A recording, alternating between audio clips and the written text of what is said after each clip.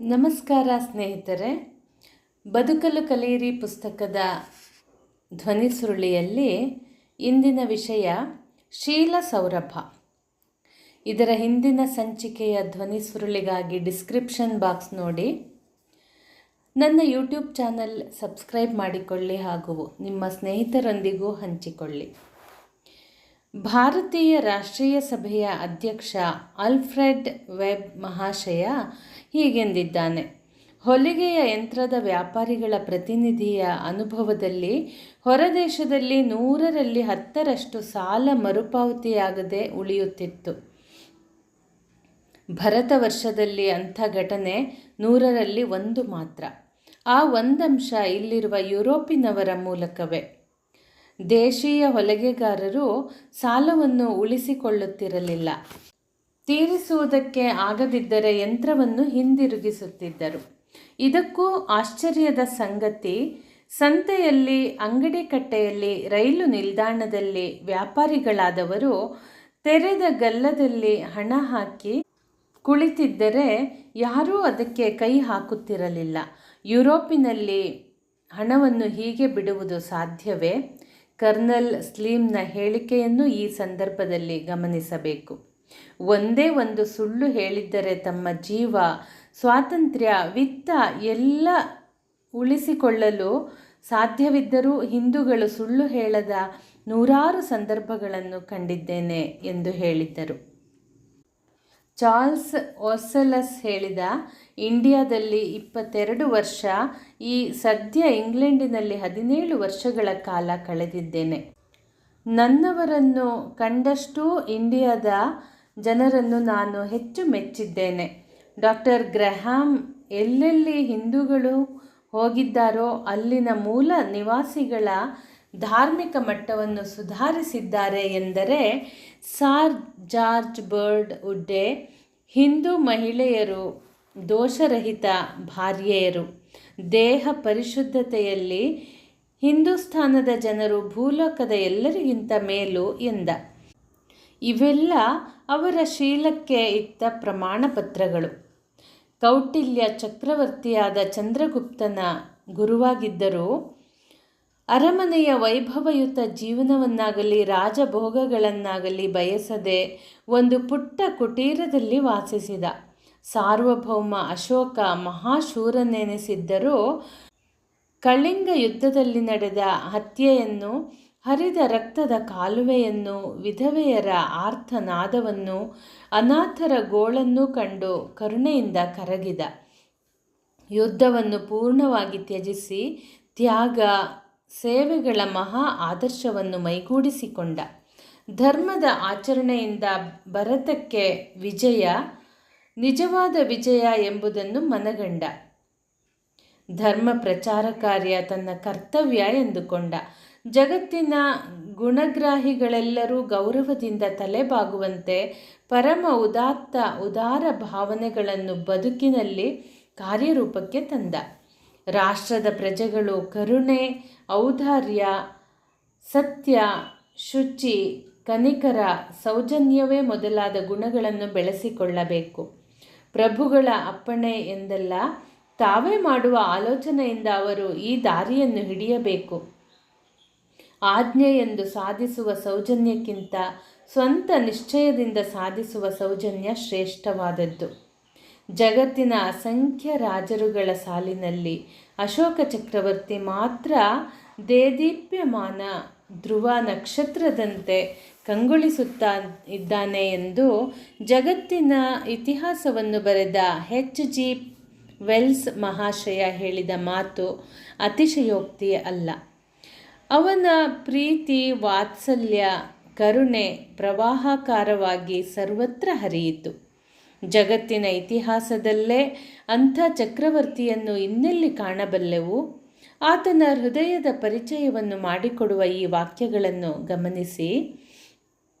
ಮಾರ್ಗಗಳಲ್ಲಿ ಜನರಿಗೆ, ಪ್ರಾಣಿಗಳಿಗೆ ನೆರಳಿರಲಿ ಎಂದು ನಾನು ಆಲದ ಮರಗಳನ್ನು ನೆಡೆಸಿದ್ದೇನೆ. ದಾರಿಯ ಪಕ್ಕದಲ್ಲಿ ಮಾವಿನ ತೋಪುಗಳನ್ನು ಬೆಳೆಸಿದ್ದೇನೆ. ಒಂದೊಂದು ಅರ್ಧ ಕ್ರೋಶದಲ್ಲೂ ಬಾವಿಗಳನ್ನು ತೋಡಿಸಿದ್ದೇನೆ. ಅಲ್ಲಲ್ಲಿ ಛತ್ರಗಳನ್ನು ಕಟ್ಟಿಸಿದ್ದೇನೆ. ಮಾತೃ ಶುಶ್ರೂಷೆಯು ಪಿತೃ ಶುಶ್ರೂಷೆಯು ಸಾಧುವಾದದ್ದು. ಪ್ರಾಣಿಗಳನ್ನು ಕೊಲ್ಲದಿರುವುದು ಸಾಧುವಾದದ್ದು. ಅಲ್ಪವಾಗಿ ವ್ಯಯ ಮಾಡುವುದು, ಅಲ್ಪವಾಗಿ ಕೂಡಿಡುವುದು ಸಾಧುವಾದದ್ದು. ದೇವನಾಂಪ್ರಿಯ ಪ್ರಿಯದರ್ಶಿ ರಾಜನು ಹೀಗೆ ಹೇಳುವನು: ನಾನು ಭೋಜನ ಮಾಡುತ್ತಿರಲಿ, ಅಂತಃಪುರದೊಳಗಿರಲಿ, ಒಳಗಣ ಕೋಣೆಯಲ್ಲಿರಲಿ, ಗೋಶಾಲೆಯಲ್ಲಿರಲಿ, ಪಲ್ಲಕ್ಕಿಯಲ್ಲಿರಲಿ, ಉದ್ಯಾನಗಳಲ್ಲಿರಲಿ, ಎಲ್ಲೇ ಇದ್ದರೂ ವರದಿಗಾರರು ಜನತೆಯ ಜೀವನ ವಿಧಾನಗಳ ಬಗ್ಗೆ ನನಗೆ ತಿಳಿಸಬೇಕು. ನಾನು ಸರ್ವತ್ರ ಅವರ ಸಮಸ್ಯೆಗಳನ್ನು ಗಮನಿಸುತ್ತೇನೆ ಎಂದು. ದೇವನಾಂಪ್ರಿಯ ಪ್ರಿಯದರ್ಶಿ ರಾಜನು ಎಲ್ಲ ಮತದವರನ್ನು, ಸನ್ಯಾಸಿಗಳನ್ನು, ಗೃಹಸ್ಥರನ್ನು ದಾನದಿಂದಲೂ ವಿವಿಧ ಪೂಜೆಗಳಿಂದಲೂ ಪೂಜಿಸುತ್ತಿರುವನು. ಸರ್ವ ಪ್ರಕಾರಗಳಲ್ಲೂ ಪರಮತದವರನ್ನು ಪೂಜಿಸಲೇಬೇಕು. ಹೀಗೆ ಮಾಡಿದರೆ ತನ್ನ ಮತವೂ ವರ್ಧಿಸುತ್ತದೆ, ಪರಮತಕ್ಕೂ ಉಪಕಾರವಾಗುತ್ತದೆ. ಅನ್ಯಥಾ ಮಾಡಿದರೆ ತನ್ನ ಮತಕ್ಕೆ ಹಾನಿ, ಪರಮತಕ್ಕೆ ಅಪಕಾರ. ಏಕೆಂದರೆ ಆತ್ಮಮತವನ್ನು ಹೇಗೆ ಬೆಳಗಿಸಲಿ ಎಂಬ ಆತುರದಿಂದ ಯಾರು ಅದನ್ನೇ ಪೂಜಿಸಿ ಪರಮತವನ್ನು ಅಳೆಯುತ್ತಾನೋ ಅವನು ತನ್ನ ವರ್ತನೆಯಿಂದ ತನ್ನ ಮತಕ್ಕೆ ಹೆಚ್ಚು ಹಾನಿಯನ್ನು ಉಂಟು ಮಾಡುತ್ತಾನೆ. ಎಂದರೆ ಸಮವಾಯವೇ ಸಾಧುವಾದದ್ದು. ಹೀಗೆ ಒಟ್ಟುಗೂಡುವುದು ಏತಕ್ಕಾಗಿ ಎಂದರೆ ಇತರರ ಮತವನ್ನು ಕೇಳುವುದಕ್ಕಾಗಿ, ಶುಶ್ರೂಷಿಸುವುದಕ್ಕಾಗಿ. ಇದೇ ದೇವನಾಂಪ್ರಿಯನ ಇಚ್ಛೆ. ಎಲ್ಲ ಮತದವರೂ ಬಹುಶ್ರುತರಾಗಲಿ ಎಂದು, ಕಲ್ಯಾಣಾಗಮಗಳನ್ನು ಹೊಂದಲಿ ಎಂದು. ಆಯಾಯ ಮತಗಳಲ್ಲಿ ಶ್ರದ್ಧೆ ಇರುವವರಿಗೆ ಈಗ ಹೀಗೆ ಹೇಳತಕ್ಕದ್ದು: ಸರ್ವ ಮತದವರಲ್ಲೂ ಸಾರ ವೃದ್ಧಿಯಾಗಬೇಕು. ದೇವನಾಂಪ್ರಿಯನು ದಾನವನ್ನು, ಪೂಜೆಯನ್ನು ಇದಕ್ಕಿಂತ ಮೇಲಾಗಿ ಎಣಿಸುವುದಿಲ್ಲ. ಎಲ್ಲ ಮನುಷ್ಯರು ನನ್ನ ಮಕ್ಕಳು. ನನ್ನ ಮಕ್ಕಳು ಇಹಲೋಕದಲ್ಲೂ ಪರಲೋಕದಲ್ಲೂ ಎಲ್ಲ ಹಿತ ಸುಖಗಳನ್ನು ಹೊಂದಬೇಕೆಂದು ನಾನು ಇಚ್ಛಿಸುತ್ತಿರುವಂತೆಯೇ ಎಲ್ಲ ಮನುಷ್ಯರ ವಿಷಯದಲ್ಲೂ ನಾನು ಇಚ್ಛಿಸುತ್ತೇನೆ. ಈ ನನ್ನ ಬಯಕೆ ಎಲ್ಲಿಯ ತನಕ ಹೋಗುತ್ತದೆ ಎಂಬುದನ್ನು ನೀವು ತಿಳಿದಿಲ್ಲ. ಗಬ್ಬವಾಗಿರುವ ಅಥವಾ ಹಾಲು ಕರೆಯುವ ಆಡು, ಕುರಿ, ಹಂದಿ ಇವುಗಳನ್ನು ಕೊಲ್ಲಕೂಡದು. 6 ತಿಂಗಳವರೆಗೂ ಅವುಗಳ ಶಿಶುಗಳನ್ನು ಕೊಲ್ಲಕೂಡದು. ಹುಂಜಗಳಿಗೆ ಹಿಡ ಮಾಡಬಾರದು. ಜೀವಿಗಳು ಸೇರಿಕೊಂಡಿರುವ ಹೊಟ್ಟನ್ನು ಉರಿಸಬಾರದು. ವಿನಾಕಾರಣವಾಗಲಿ ಹಿಂಸ್ರ ಪ್ರಾಣಿಗಳನ್ನು ಓಡಿಸುವ ಉದ್ದೇಶದಿಂದಾಗಲಿ ಕಾಡನ್ನು ಉರಿಸಬಾರದು. ಜೀವಿಗಳಿಂದ ಜೀವಗಳನ್ನು ಪೋಷಿಸಲಾಗದು. ನಿಜವಾದ ಆಧ್ಯಾತ್ಮಿಕ ಹಿನ್ನೆಲೆ ಅಥವಾ ನಿಜವಾದ ಧರ್ಮಶ್ರದ್ಧೆ ಹೇಗೆ ಸಮಸ್ತ ಮಾನವ ಜನಾಂಗದ ಕಲ್ಯಾಣ ಚಿಂತನೆಗೆ ಬೇಕಾದ ನಿಸ್ವಾರ್ಥ ಪ್ರೇಮದ ಪ್ರವಾಹವನ್ನು ಹರಿಯಿಸಿತು ಎಂಬುದಕ್ಕೆ ಈ ಮಾತುಗಳು ಜ್ವಲಂತ ಉದಾಹರಣೆ ಅಲ್ಲವೇ? ಚಕ್ರವರ್ತಿ ಶ್ರೀಹರ್ಷ ಪ್ರತಿ 5 ವರ್ಷಗಳಿಗೊಮ್ಮೆ ತಾನು ಸಂಗ್ರಹಿಸಿದ ಐಶ್ವರ್ಯವನ್ನೆಲ್ಲ ವಿದ್ವಾಂಸರಿಗೂ ಬಡವರಿಗೂ ಸಂಪೂರ್ಣವಾಗಿ ಹಂಚುತ್ತಿದ್ದ. ಇಮ್ಮಡಿ ಪುಲಕೇಶಿಯ ರಾಜ್ಯದಲ್ಲಿ ಸುಂದರಿಯಾದ ಸ್ತ್ರೀ ಆಭರಣಭೂಷಿತೆಯಾಗಿ ಏಕಾಂಗಿಯಾಗಿ ಸಂಚರಿಸಿದರೂ ಅವಳನ್ನು ಜನರು ದುಷ್ಟ ದೃಷ್ಟಿಯಿಂದ ನೋಡುತ್ತಿರಲಿಲ್ಲ. ಅಲ್ಲಸಾನಿ ಪೆದ್ದನ ಕವಿಗೆ ಕೃಷ್ಣದೇವರಾಯನು ತನ್ನ ಹಸ್ತದಿಂದಲೇ ರತ್ನಖಚಿತ ಪಾದುಕೆಗಳನ್ನು ತೊಡಿಸಿ ಕವಿಯ ಮೆರವಣಿಗೆಯಲ್ಲಿ ಪಲ್ಲಕ್ಕಿಗೆ ತಾನೇ ಹೆಗಲು ಕೊಟ್ಟು ಗೌರವಿಸಿದ. ಛತ್ರಪತಿ ಶಿವಾಜಿ ತನ್ನ ಗುರು ಸಮರ್ಥ ರಾಮದಾಸರಿಗೆ ತಾನು ಅತ್ಯಂತ ಕಷ್ಟದಿಂದ ಗೆದ್ದುಕೊಂಡ ರಾಜ್ಯವನ್ನು ದಾನಪತ್ರ ಮಾಡಿ ಅವರ ಭಿಕ್ಷಾಪಾತ್ರೆಗೆ ಹಾಕಲು ಹಿಂಜರಿಯಲಿಲ್ಲ. ಆತ ತನಗೆ ಸೈನ್ಯಾಧಿಕಾರಿಗಳು ಕಾಣಿಕೆಯಾಗಿ ತಂದೊಪ್ಪಿಸಿದ ಸುಂದರಿಯನ್ನು ತಾನು ಸ್ವೀಕರಿಸದೆ ಅತ್ಯಂತ ಗೌರವದಿಂದ ಅವಳ ಪತಿಯ ಮನೆಗೆ ಕಳುಹಿಸಿದ. ಅವನು ಮುಸ್ಲಿಂ ದೊರೆಗಳ ಅಪಾಯ, ಕ್ರೌರ್ಯ, ಹಿಂಸೆಗಳನ್ನು ಕಂಡವನಾದರೂ ಒಂದೇ ಒಂದು ಮಸೀದಿಯನ್ನು, ಕುರಾನನ್ನು ನಾಶ ಮಾಡದೆ ಅನ್ಯ ಧರ್ಮಗಳಿಗೆ ಗೌರವವನ್ನು ತೋರಿದ.